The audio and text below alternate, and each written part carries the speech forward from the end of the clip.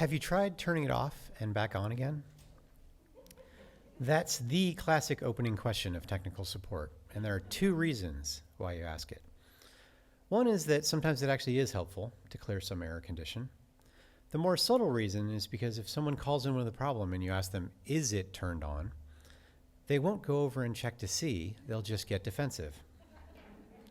But if you ask them to turn something off and then back on, they'll go over to the device, and if they see that it is in fact off, they'll turn it on and then come back and tell you that turning it off and back on again solved their problem. Win-win. In the early 1990s, I was a field service technician for the air gauge company. We made automated measuring systems and process control software.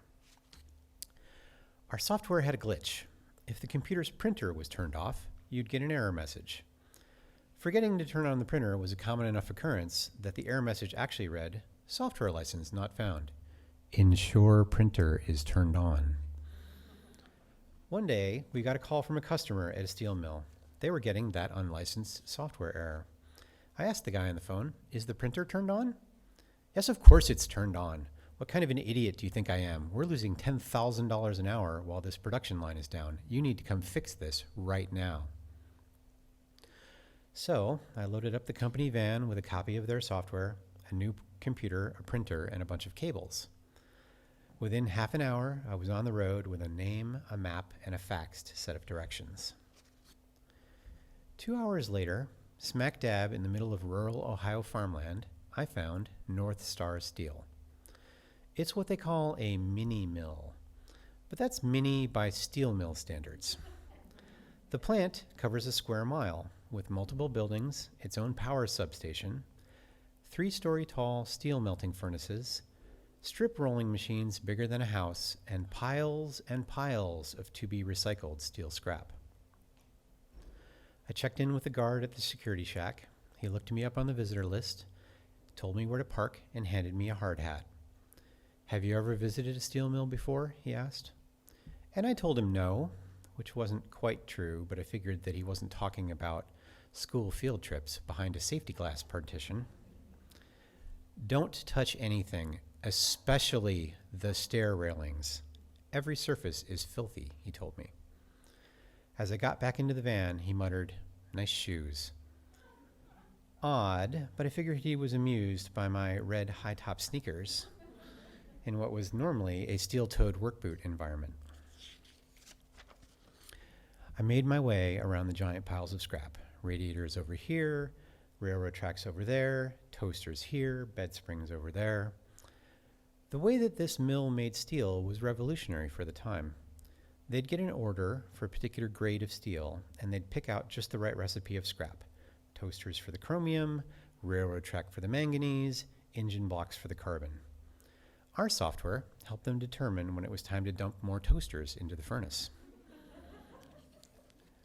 I parked next to a heap of washing machine tubs and headed into the building. I left the equipment in the van. I wasn't going to drag all of that stuff in if the problem was just a loose wire, or for that matter, the printer not being turned on. Inside the building, in a closet-sized office, I met Mike, the supervisor who was going to help me find the computer with the problem. Mike was not the guy who had called. The caller was Mike's boss's boss or something. Mike shook my hand, handed me some earplugs, and frowned at my shoes.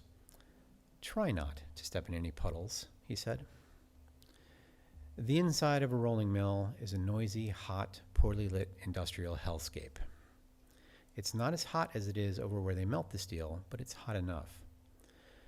When steel gets squeezed down from several inch thick ingots into sheet metal, flakes of iron oxide and slag are produced, like tiny black razor blades. Those float around in the hot, damp air of the mill, and then they settle everywhere.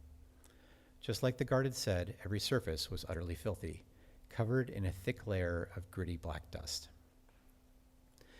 It took a lot of willpower to not use the handrails as we descended a set of steep, wobbly iron stairs down to the shop floor. At the printer, displaying the error message, I reached over the printer enclosure, opened it up, and turned the printer on. After a quick reboot, the system was back up and running. I explained to Mike why it was important to turn the printer on before the computer. We had a little chuckle about the message on the screen. Software license not found. Ensure printer is turned on. He promised that they'd do additional training for the operators and thanked me for my help. On the way out, I carefully stepped around the puddles of inky black water on the shop floor. I was feeling pretty smug. This would be a great story when I got back to work. But when I arrived at the van, my pockets were empty. The keys were hanging from the steering column inside the locked van. I went back to Mike's office, borrowed his phone to call my boss, and got properly reamed out for doing something so stupid. I waited for 2 hours in Mike's tiny little office. It was awkward. He had work to do, and I hadn't even brought a book. Finally, my coworker arrived with the spare keys, and I got out of there. Everybody on the shop floor was waiting to greet me when I got back, because the entire company had heard about the incident.